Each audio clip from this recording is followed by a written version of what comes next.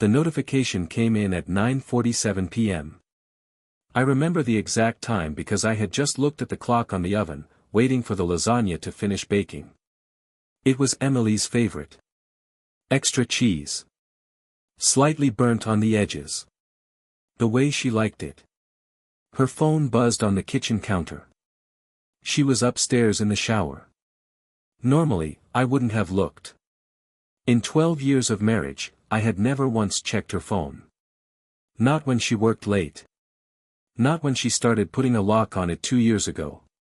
Not even when she began sleeping with it under her pillow. But that night, something felt off. The screen lit up. And I saw it. I miss you already. Tonight meant everything. Daniel. For a moment, my brain refused to process it. It felt like reading someone else's life. Like I had accidentally stepped into the wrong house.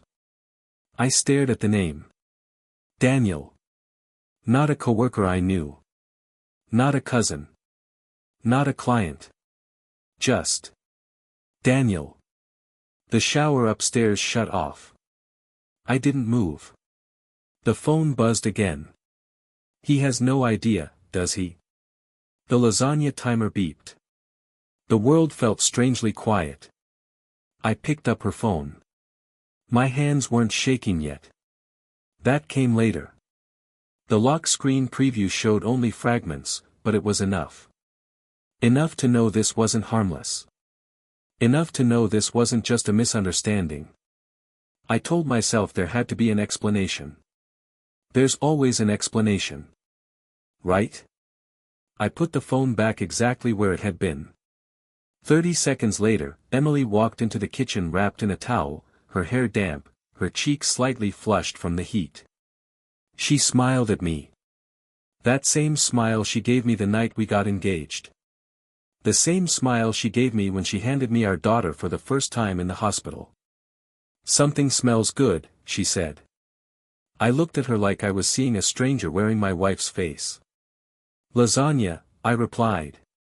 My voice sounded normal. Too normal. She picked up her phone casually. And I watched it happen. Her eyes scanned the screen. Her thumb moved quickly. The messages disappeared. Deleted. Just like that. She looked up at me. For half a second, just half, there was something in her eyes. Not guilt. Calculation. Then it was gone. What? She asked lightly. Nothing, I said. And that was the moment everything changed. We ate dinner like nothing had happened. Emily talked about her day at the real estate office. A difficult client. A closing that might fall through. Her usual complaints about paperwork. I nodded at the right times. Across the table, our 10-year-old daughter Sophie told us about her science project. She had built a small volcano. She wanted us both at school Friday to see it erupt. Emily promised she'd be there.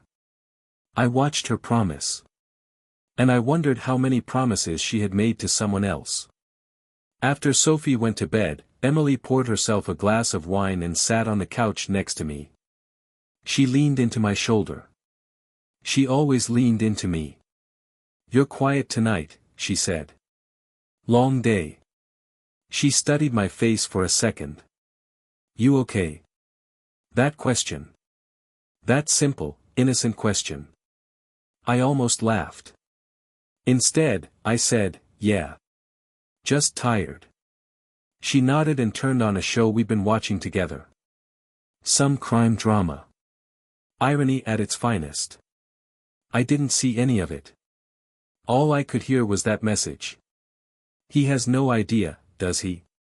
Around 11:30 p.m., she said she was going to bed early. I stayed downstairs. 10 minutes later, I heard her phone buzz again from upstairs. And then again. And again. I sat in the dark living room staring at the reflection of myself in the black TV screen. I looked, ordinary. Average. Predictable. Was that what I had become? Emily and I met when we were 24. We were both broke. Both ambitious. Both dreaming about building something real. She used to tell me she loved how steady I was. How safe I made her feel. Safe. That word echoed in my head now. Safe doesn't mean exciting. Safe doesn't mean passionate.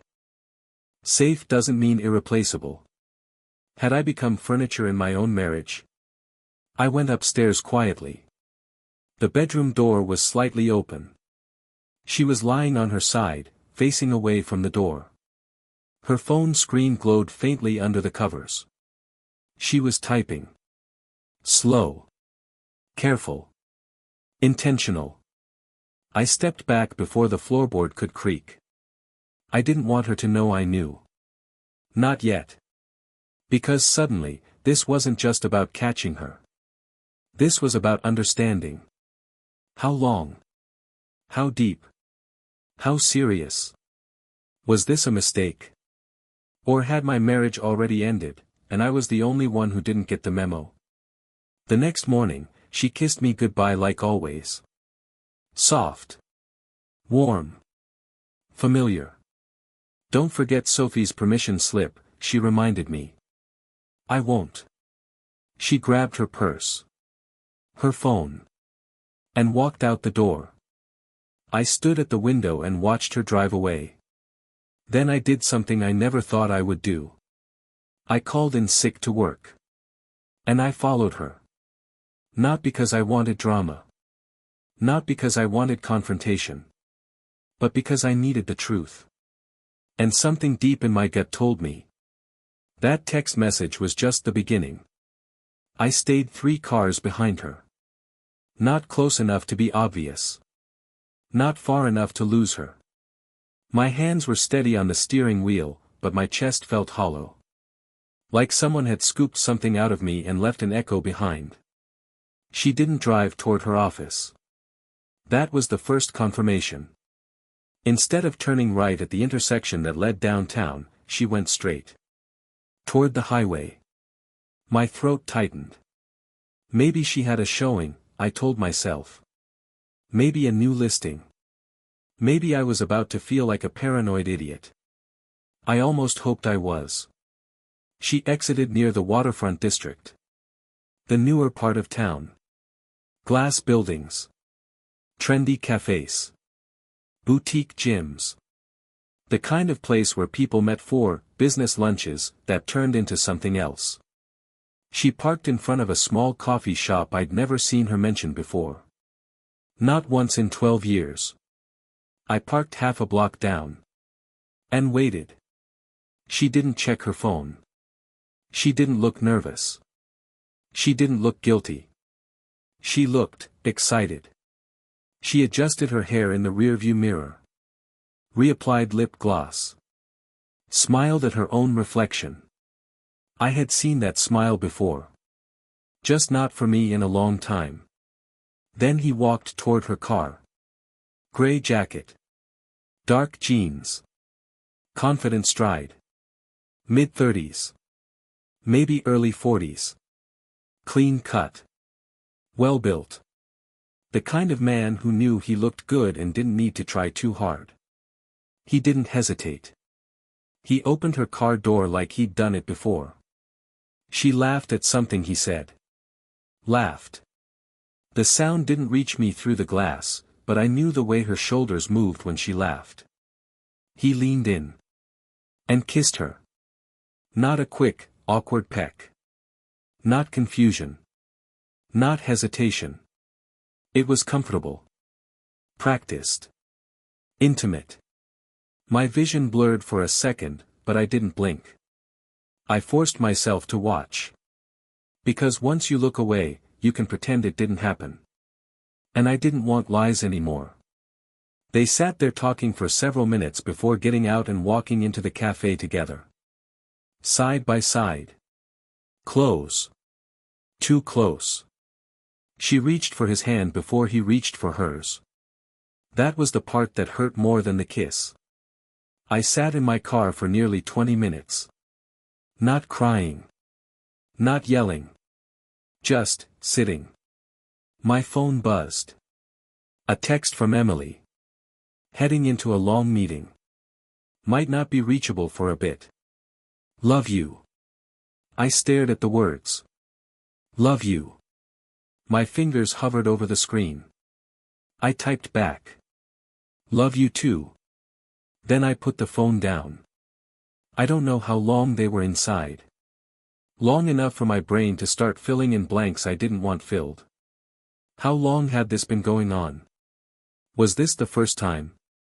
Was this routine? Did Sophie know? Did anyone know? I stepped out of my car and crossed the street. Not to confront them. Not yet. Just close enough to see through the cafe window. They were sitting in the corner. Not across from each other. Next to each other. His hand rested casually on her thigh under the table. She didn't move it. She leaned in when he spoke. At one point, she reached up and brushed something off his shoulder. An invisible speck of dust. The kind of touch that only belongs to someone who feels ownership. I felt heat crawl up my neck. But beneath the anger, there was something worse. Realization. She wasn't confused. She wasn't manipulated. She wasn't trapped. She wanted this. And that changes everything. An hour later, they walked out together. He opened her car door again. She kissed him goodbye. Slower this time. Longer. Then she drove away. I stayed where I was and watched him walk toward a black SUV parked around the corner. I memorized the license plate. I memorized the way he carried himself. I memorized his face. Because once you see the man who replaces you, you never unsee him. That afternoon, Emily came home around 5:30 p.m. I was already there. Sitting at the kitchen table. Same place we had eaten lasagna the night before. She walked in, tossed her keys into the bowl, and smiled. Meeting ran long, she said. You wouldn't believe the back and forth. I nodded. How was it? I asked. She paused just a fraction of a second. Productive. Productive. That word again. I studied her face. She looked radiant. Alive. More alive than I'd seen her in months. And it wasn't because of me. Dinner was normal. Homework. Dishes. Bath time. Bedtime story. Sophie fell asleep with her head on Emily's shoulder. I watched my wife kiss our daughter's forehead. And I wondered how someone could compartmentalize like that. How someone could lie with such ease. That night, I didn't stay downstairs. I went to bed. She was already under the covers, scrolling through her phone. She turned it face down when I walked in. That tiny movement felt louder than any confession. I lay down beside her. The silence stretched. You seem distant lately, she said softly. The irony almost made me smile. Do I? Yes. She turned toward me. Are you unhappy? The question hung in the dark. Was I unhappy? Or was I just the last one to realize my marriage was dying? Are you? I asked. She hesitated. Just long enough. I don't know, she whispered. There it was. Not denial. Not reassurance. Not comfort. Uncertainty. And uncertainty in a marriage is often the first step towards something irreversible. Around 1:13 a.m., her phone vibrated. She thought I was asleep. I felt her shift carefully, quietly reaching for it. The screen lit up. I didn't turn my head. But I heard the faint click of typing. Then, barely audible, a whisper. I miss you too. Something inside me went very still. Not shattered. Not broken. Still. Because in that moment, I understood something clearly. If I confronted her now, she would deny it. Cry. Maybe blame me. Maybe promise to end it. But I wouldn't trust her again. Not fully. And trust, once cracked, never quite sounds the same. So instead of exploding, I made a decision. I would not beg. I would not scream. I would not chase. I would gather facts. And when the time came, I would be ready. Because if she thought I had no idea.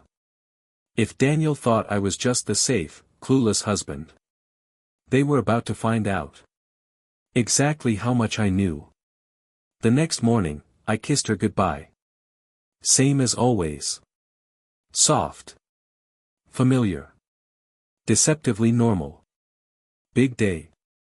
I asked casually while pouring coffee. Always, she said with a smile that no longer felt like mine. I nodded. Drive safe. She walked out the door without suspicion. Without fear. Without the slightest clue that her world was already shifting. The moment her car disappeared around the corner, I didn't hesitate. I opened my laptop. The license plate I memorized the day before was still clear in my head. Black SUV. Connecticut plates. 3 letters, 4 numbers. I started with a basic vehicle search. Registered owner, Daniel Harper. Age, 38. Occupation listed under business filings, Regional Development Director, Horizon Property Group. Real estate development. Of course. That explained the long meetings. It explained the polished confidence. It explained why she looked so alive yesterday. Shared ambition. Shared industry. Shared language. I kept digging. Public social media showed little. Private accounts. Carefully curated presence. But professional profiles told more. Divorced. No children. Recently relocated to our area 8 months ago. 8 months. I leaned back in my chair. Emily started working late about 7 months ago. Patterns matter. I wasn't angry yet. I was focused. Because here's something no one tells you about betrayal. It doesn't always explode first. Sometimes it calculates. And I had 12 years invested in this marriage. 12 years. A daughter. A mortgage. A shared life. If it was going to burn down, I wanted to know exactly how. Over the next 2 weeks, I watched. I didn't confront. I didn't accuse. I observed. 3 late meetings a week. 2 lunches that lasted far longer than they should. 1 overnight conference she had never mentioned before. And every time she lied, she looked me in the eye. That part hurt more than the physical cheating. The ease of it. The fluency. I started documenting everything. Dates. Times. Photos from a distance. Screenshots of messages she forgot to delete before I walked in the room. I even hired a private investigator. Not because I enjoyed it. Because I needed proof that would survive a courtroom if it came to that. I wasn't going to be the naive husband who walked into a divorce blind. The investigator called me one Friday afternoon. "I've got what you need," he said. His voice was calm. Professional. Detached. Hotel receipts. Photos. They've been seeing each other for about 5 months. Consistent pattern. Tuesdays and Fridays. Same place. 5 months. That means she started the affair while we were still celebrating our anniversary. While we were smiling for photos.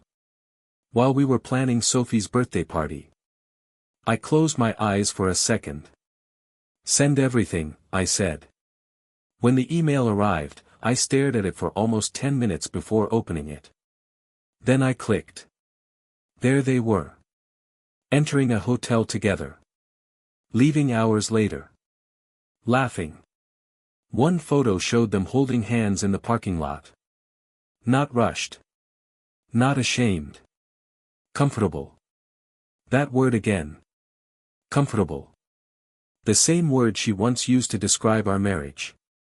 That night, Emily asked if I could pick Sophie up from school because she had another client dinner. Of course, I said.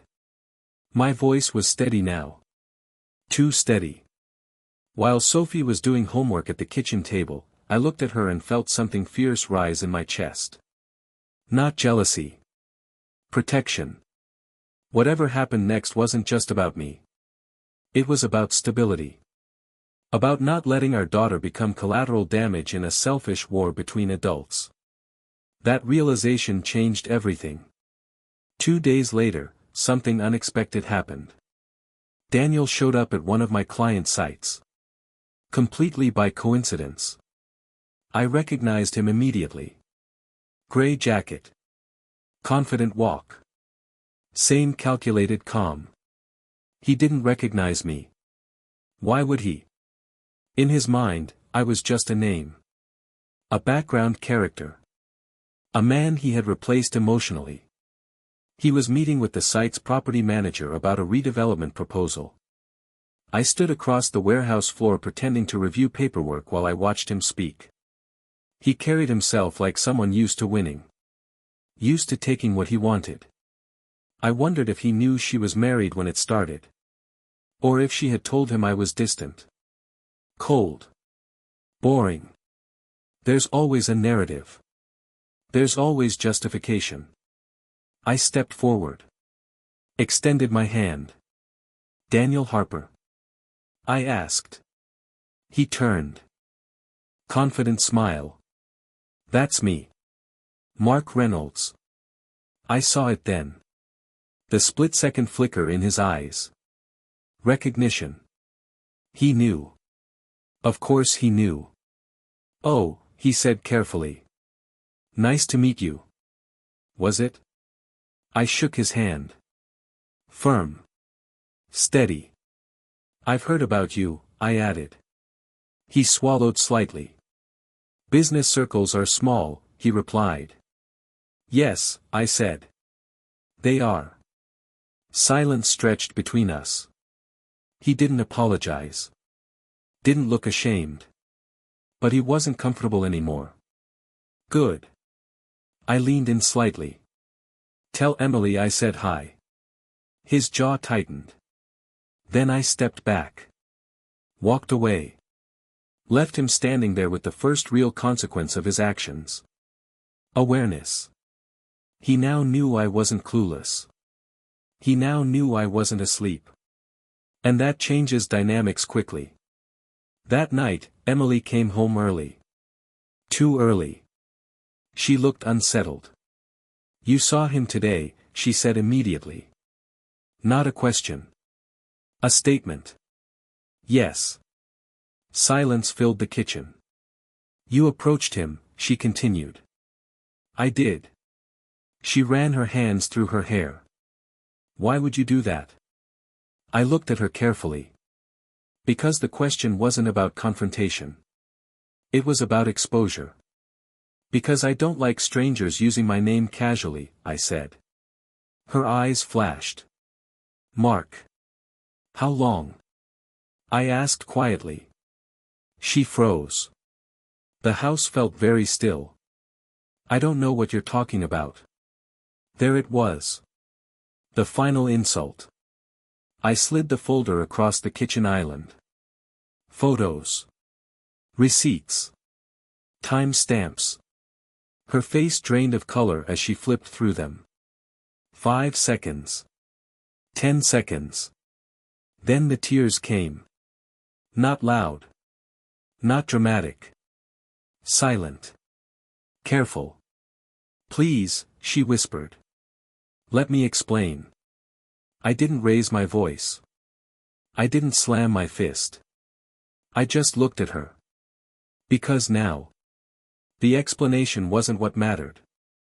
The truth was already sitting between us.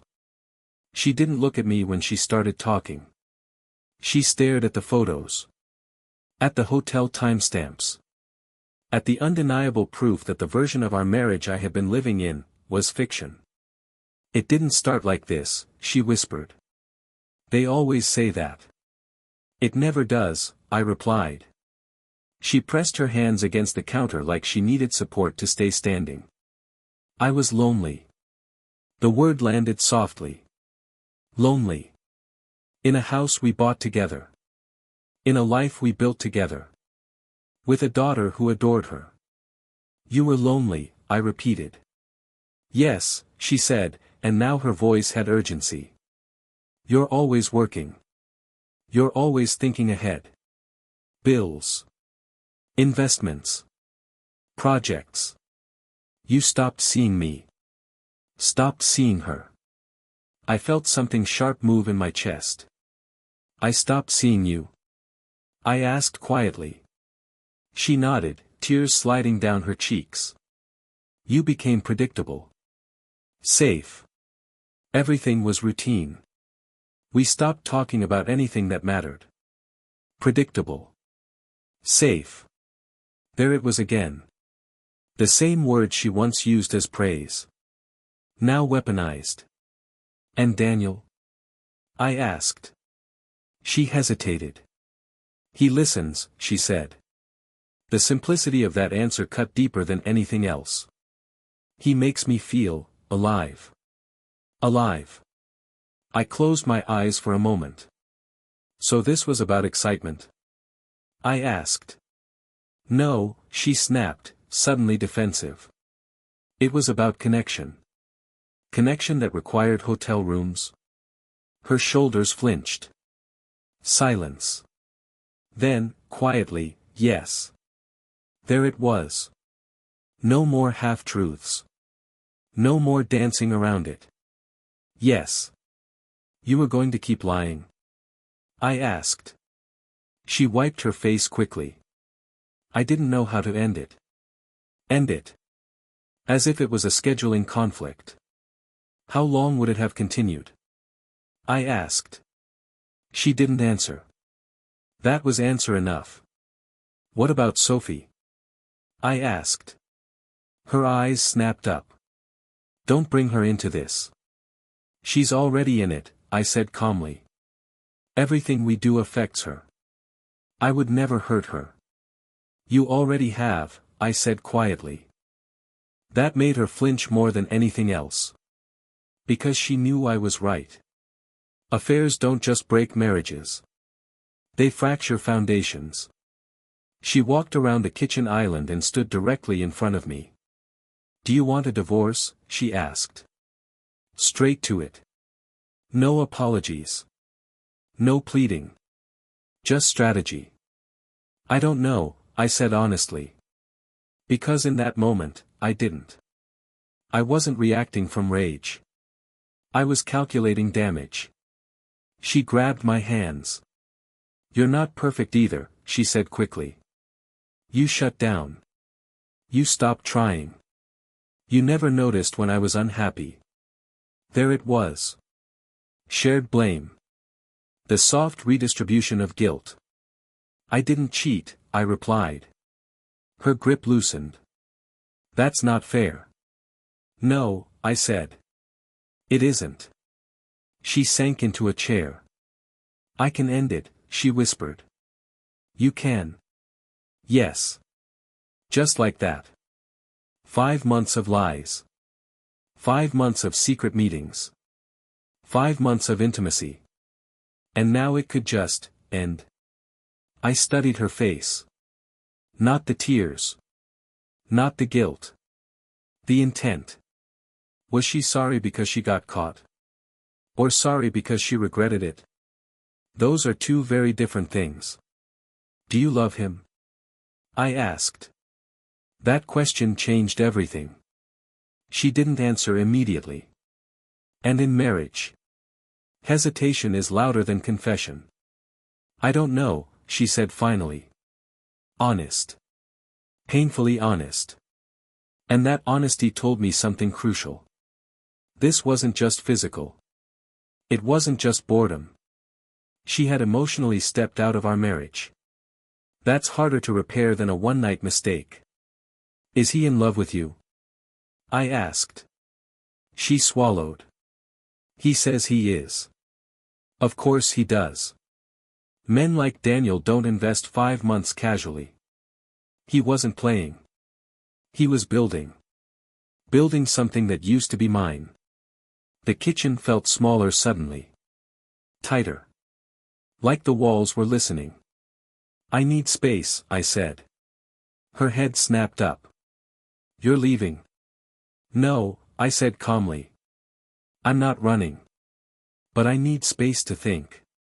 She stood quickly. I don't want to lose you. There it was. Fear. Real fear this time. Not performance. Then why did you risk me? I asked. She didn't have an answer. Because there isn't one that makes sense. That night, I slept in the guest room. The house felt foreign. Like I was visiting someone else's life. Around 2 a.m., I heard her crying in our bedroom. Soft. Muffled. But I didn't move. Because pain doesn't automatically equal accountability. And for the first time in 12 years. I wasn't going to be the one who rushed in to comfort her. The next morning, she didn't go to work. She said she ended it. Just like that. I told him it's over, she said. I nodded. Did he take it well? She hesitated. He wasn't happy. I almost smiled. Of course he wasn't. Because now the dynamic had shifted. He wasn't the exciting secret anymore. He was the mistake. And men like him don't like being downgraded. 3 days later, he called me. Not her. Me. His voice was calm. You think you won? He asked. There it was. Competition. You're confused, I replied. This isn't a game. She chose you because it's safe, he continued. Because it's familiar.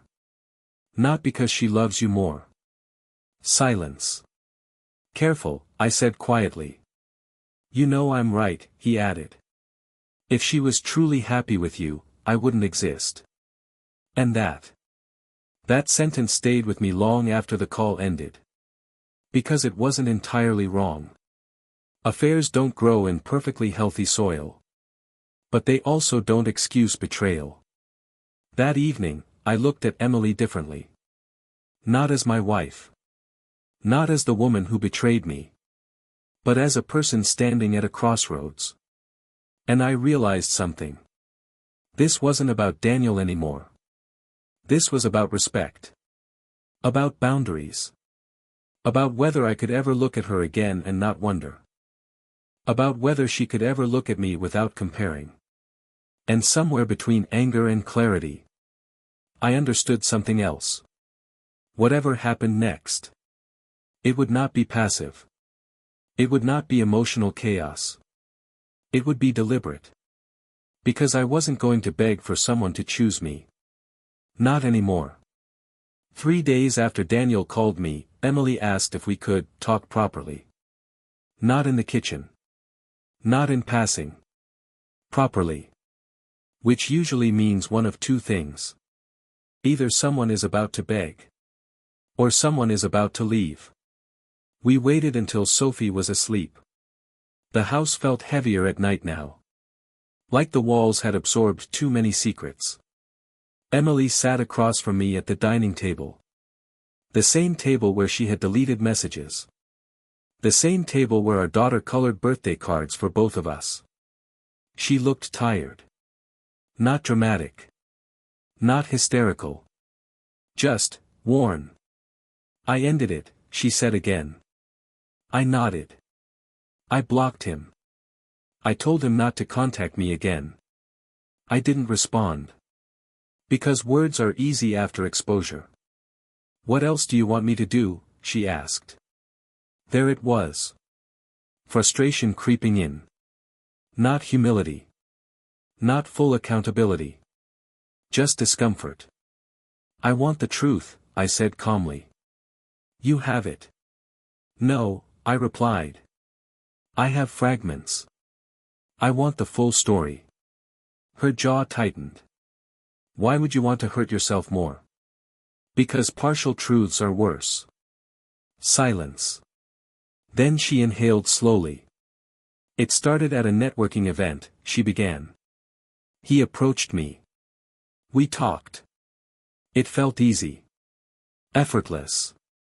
He noticed things about me you stopped noticing. Stopped noticing. Again.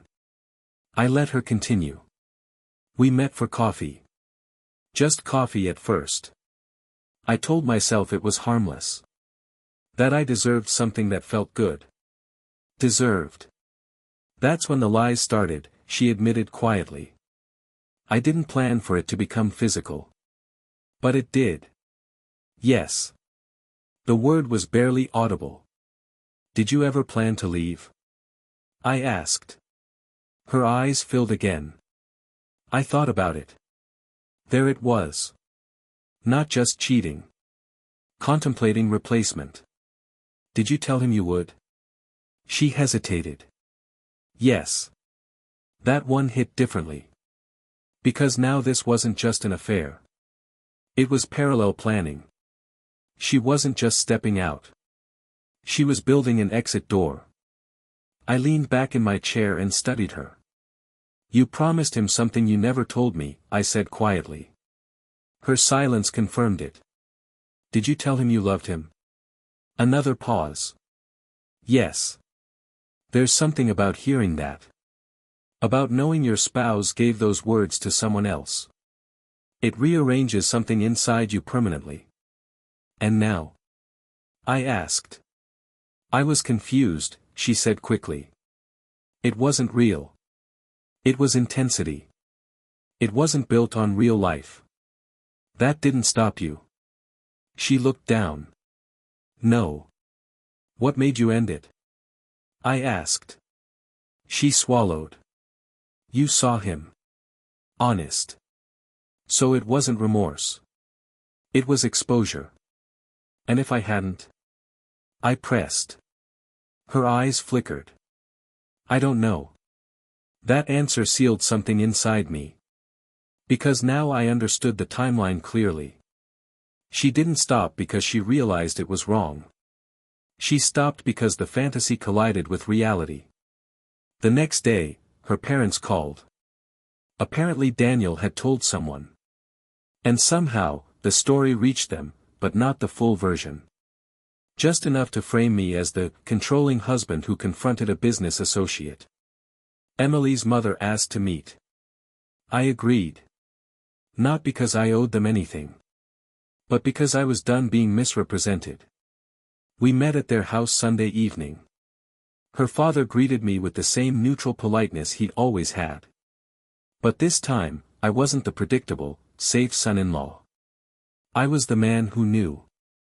We sat in their living room. Emily sat beside me, tense.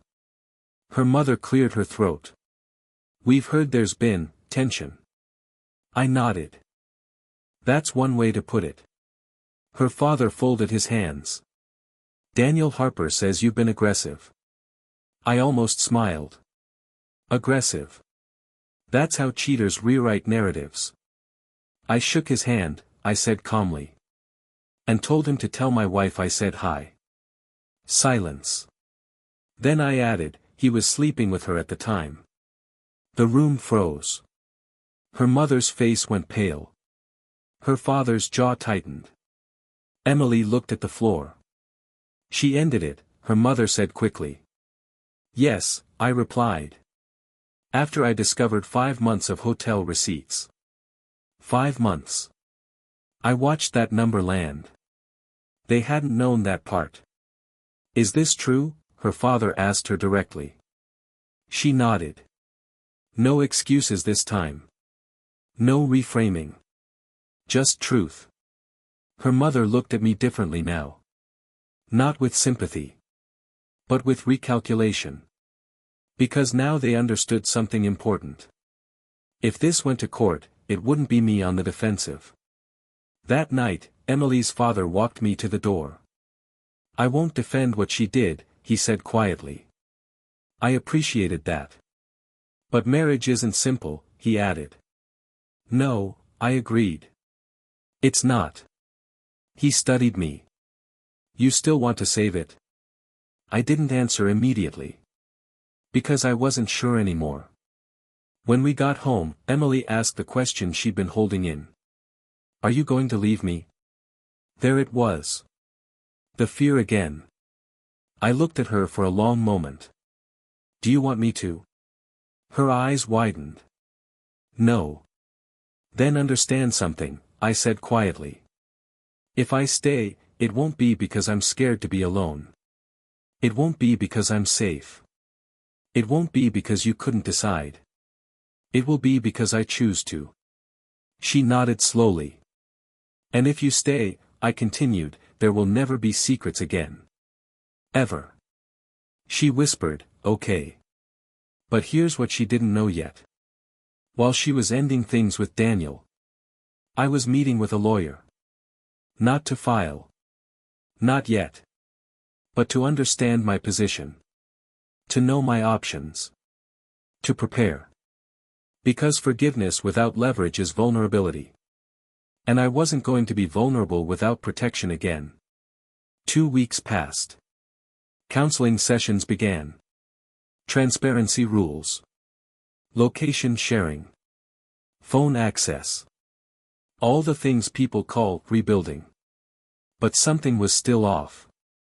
Because rebuilding only works if both people are fully present. And sometimes. I caught her staring at nothing. Like someone mourning something she wasn't allowed to grieve. That's when I knew. The affair wasn't fully dead inside her yet. And until it was. We were living on unstable ground. Then one evening, her phone rang. Unknown number. She froze. I saw it instantly. That micro-expression. Fear mixed with longing. She let it ring. Then it rang again. And again. I reached for it before she could. Answered. Silence. Then Daniel's voice. You really think this ends because you say it does? I didn't speak. I know she's there, he continued.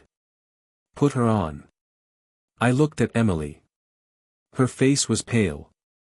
Not happening, I said calmly. He laughed softly. You can't compete with what we had. And that. That was the moment I realized something critical.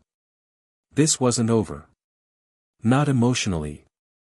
Not psychologically. And maybe. Not strategically. Because Daniel wasn't just hurt. He sounded determined. And determined men don't disappear quietly. After I hung up, the house felt charged. Like the air before a storm breaks. Emily stared at me. You shouldn't have answered, she whispered. I looked at her slowly. I shouldn't have had to. Silence. Not explosive.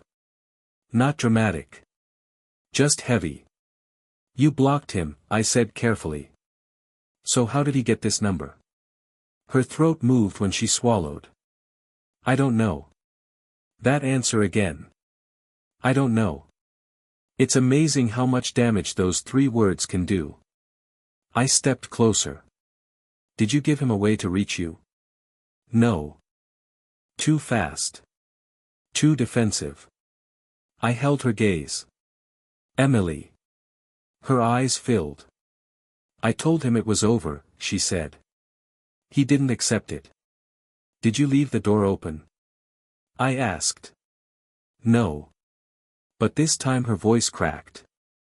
And cracks tell stories. Over the next few days, Daniel didn't stop. Private numbers. Blocked IDs. Emails sent from new accounts. Not romantic. Not apologetic. Strategic. You're settling.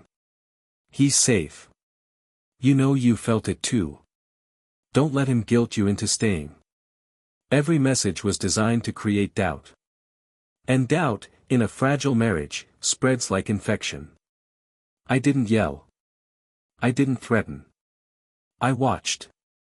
Because I needed to see something clearly. Was she fighting for us? Or fighting to resist him? Those are not the same battle. One night, after another silent dinner, I found her sitting on the edge of our bed staring at her phone. Unlocked. Screen lit. His name wasn't there. But the temptation was. You could see it. The pull. The memory. The unfinished emotion. You miss him, I said quietly. She didn't deny it. I miss how I felt, she corrected. There it was. Not him. The feeling. Alive. Desired. Seen. You know that feeling doesn't last, I said. Neither does feeling invisible, she shot back. That landed. Because she wasn't wrong. Marriage doesn't die in one moment. It erodes. Quietly. Repeatedly. Until someone opens a door that shouldn't have been opened. The next morning, I made a decision. Not emotional. Not reactive. Deliberate. I called Daniel. This time from my phone. He answered on the second ring. So you're ready to talk like adults, he said smoothly. No, I replied. I'm ready to end this properly. A pause. She doesn't love you, he said calmly. She loves comfort. She chose to stay, I answered. For now. The confidence in his voice was calculated. He believed he had something I couldn't replicate. Chemistry. Intensity. Novelty. He underestimated something critical. History. And if she leaves again, he asked. Then I let her, I said. Silence. That caught him off guard. You're not fighting for her, he pressed. I won't fight someone who isn't choosing me. That wasn't bravado. That was clarity. And clarity is powerful. That evening, I sat Emily down. No more half-commitment, I said. She looked at me carefully. What does that mean? It means if you're grieving him, if you're comparing us, if you're still emotionally tied to him, tell me now. Tears filled her eyes. I don't want him, she whispered. That's not what I asked. She broke then. Not dramatically. Just honestly. I'm confused, she admitted. I love you. But what I felt with him was, different. Different. That word again. New. Exciting. Unburdened by history. You felt fantasy, I said calmly. She shook her head weakly. It felt real. It felt real because it wasn't tested, I replied. Real love survives bills. Stress. Illness. Boredom. Routine. A fair love survives secrecy. Remove the secrecy. And it collapses. 3 days later, Daniel made a mistake. A big one. He showed up at Sophie's school. Not to see her. To see Emily. I found out because another parent texted me. There's a guy arguing with your wife in the parking lot. I drove there immediately. When I arrived, he was standing too close to her car. Too intense. Too familiar. Emily looked shaken. When he saw me pull in, his posture changed. Aggression masked as composure. She deserves better, he said as I approached. She deserves peace, I replied. You think she's happy with you, he challenged. She's my wife. For now. I stepped closer. Listen carefully, I said quietly. You had your moment. You had your secret. You had your illusion. It's over. He smiled faintly. You don't own her. No, I agreed. But you don't either. That hit harder than yelling would have. Because control wasn't the issue. Choice was. And he was losing his. Emily cried the entire drive home. I didn't ask him to come, she said. I know. Do you? Yes. And I meant it. Because obsession doesn't look romantic up close. It looks unstable. That night, something shifted in her. Not fear. Not guilt. Clarity. He doesn't respect boundaries, she said quietly. No. He respected competition. Not commitment. And now he saw he wasn't winning. So he escalated. Classic behavior. A week passed without contact. Then 2. Then 3. Counseling felt different now. Less defensive. More grounded. For the first time since I found that message. I saw her fully present. Not mourning him. Not comparing. Just here. With me. One night, after Sophie fell asleep, Emily walked into the living room and sat beside me. I was chasing a version of myself, she said quietly. I looked at her. What version? The one that felt admired without effort. Honest. Raw. But that version wasn't sustainable, she continued. It didn't have weight. It didn't have history. It didn't have roots. Roots. That word mattered. Because roots don't look flashy. They look steady. And steady doesn't always feel exciting. Until the storm hits. I hurt you, she said finally. Yes. I risked our daughter's stability. Yes. I betrayed you. Yes. Silence. Why are you still here? She asked. I thought about that carefully. Because I'm choosing, I said. Not reacting. And that was the truth. I wasn't staying out of fear. Or comfort. Or pride. I was staying because I wanted to see if something broken could be rebuilt stronger. But I also understood something else. If she ever crossed that line again, there would be no second reconstruction. Only departure. 6 months later, Daniel transferred out of state. Horizon Property Group reassigned him quietly.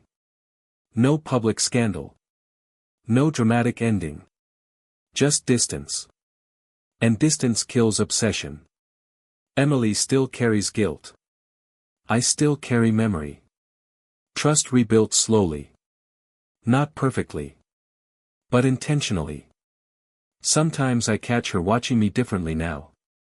Not as predictable. Not as safe. But as a man who stood his ground without begging. And that changed something. One night, months later, she reached for my hand in the dark. I almost destroyed everything, she whispered. Yes, I said. But you didn't leave. No. Why? I thought about that long before answering. Because sometimes the strongest revenge isn't walking away, I said quietly. It's rebuilding something they thought was weak. Silence. Then she squeezed my hand. And for the first time since 9:47 p.m. that night in the kitchen, I felt something return. Not innocence. Not naivety. Something stronger. Clarity. But make no mistake. If that phone ever lights up like that again, I won't hesitate. Because forgiveness is a gift. Not a guarantee. 9 months after the night I found the message, life looked normal. Too normal. Sophie's science project won second place at regionals. Emily and I both stood in the gymnasium cheering when her volcano erupted exactly the way it was supposed to. We hosted Thanksgiving at our house. Her parents came. My parents came. No one mentioned Daniel. His name had become something unspoken. A ghost politely ignored. On the surface, we had survived it. But survival and transformation are not the same thing. And there was one thing Emily didn't know. I never stopped preparing. Not because I was waiting for her to fail again.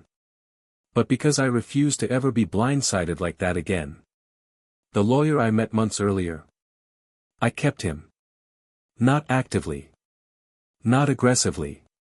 Just informed. Financial structures were adjusted. Assets reorganized. Business holdings protected. Not secretive. Not illegal. Strategic. Because love without boundaries turns into vulnerability. And I had learned that lesson the hard way. One evening, while cleaning out the garage, I found something that caught me off guard. An old photo album. Our first apartment. Cheap furniture. Take-out boxes on the floor. Both of us smiling like the world was wide open. Emily came out and sat beside me on the concrete floor. I remember this couch, she laughed softly. It smelled like dust and regret. I smiled faintly. You cried when we had to sell it. I did, she admitted. We flipped through pages quietly. Trips. Birthdays. Hospital bracelets from when Sophie was born. There were no cracks in those photos. Just hope. Were we ever actually happy? She asked suddenly. The question wasn't rhetorical. It was vulnerable. Yes, I said without hesitation. She looked relieved by that. But happiness doesn't maintain itself, I added. She nodded slowly. I keep thinking about that night you followed me, she said quietly. My eyes lifted. You know about that? She gave a small smile. You're not subtle. Fair. I thought you were going to confront us right there, she continued. Part of me almost wanted you to. Why? So I wouldn't have to choose. That honesty hit differently. She hadn't been brave. She had been waiting for collision. For someone else to make the decision she was too afraid to make. You forced clarity, she said. You didn't explode. You didn't beg. You just knew. I didn't know, I corrected. I chose. There's a difference. 6 months later, something else happened. Daniel emailed. Not her. Me. Subject line, closure.